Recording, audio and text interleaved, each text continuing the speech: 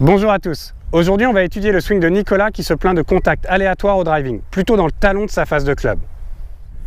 Alors Nicolas, avant toute chose, avant de regarder ce qu'on va pouvoir améliorer dans votre driving pour améliorer votre contact, on va d'abord regarder votre swing dans sa globalité.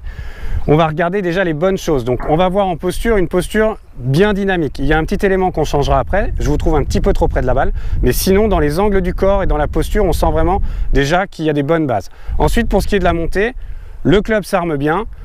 En haut, la position est plutôt pas mal, le bras gauche qui est bien dans le plan des épaules. Le début du retour, on en parlera aussi tout à l'heure, avance un tout petit peu, mais globalement, sinon le corps fonctionne bien, on arrive bien à l'impact.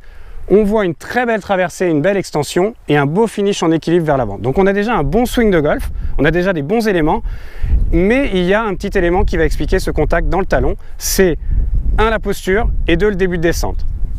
Alors Nicolas, avant de corriger ce mouvement qui explique les contacts dans le talon, on va déjà partir sur des bases plus saines. Là, pour un coup de drive, on a les mains qui sont trop proches de nous et on a la balle qui est en face de la pointe du club. Donc cela peut se comprendre quand on contacte dans le talon, on a envie de compenser dès le début et on a envie de décaler la tête du driver. Mais là, comme on va corriger le mouvement, on va repartir aussi sur des bases saines, donc des mains un peu plus loin et une balle adressée dans le centre de la face. Donc Nicolas, maintenant on va regarder dans le détail pourquoi est-ce qu'on a ces contacts dans le talon qui apparaissent. Et c'est assez simple, quand on regarde vos images, on va tracer un trait devant la visière de la casquette et on va voir que entre la position de démarrage, on a le trait devant la casquette et la position juste avant l'impact, on a la visière qui s'est avancée de quelques centimètres. Et ces quelques centimètres, c'est ce qui va décaler la tête de club vers l'avant et qui va provoquer le contact dans le talon. Et ça, c'est une erreur qui vient de la transition. Donc pour corriger cette erreur, on va faire 2 exercices. Un qu'on va vous recommander à la maison, qu'on recommande souvent parce qu'il est très visuel cet exercice. Et du coup, on en tire pas mal de feedback. L'exercice du cerceau, je me mets en position. Et je vais tout de suite voir, quand je fais ma transition, si j'avance la tête vers l'avant, j'ai mon cerceau qui va se désaxer, qui va lui aussi aller vers l'avant.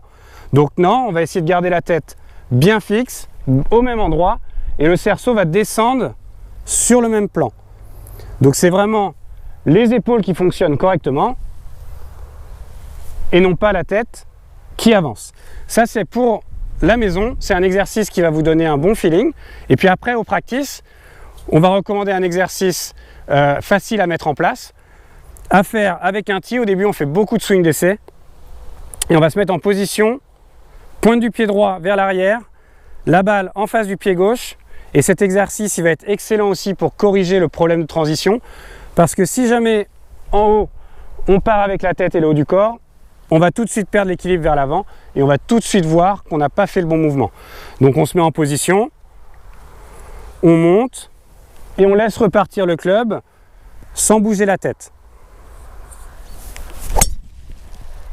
En conclusion Nicolas, les coups de tête c'est bien sur les corners mais beaucoup moins dans le swing de golf. Donc une meilleure posture, 2 exercices pour corriger cette transition défectueuse et vous pourrez dire au revoir au contact dans le talon. Bon entraînement.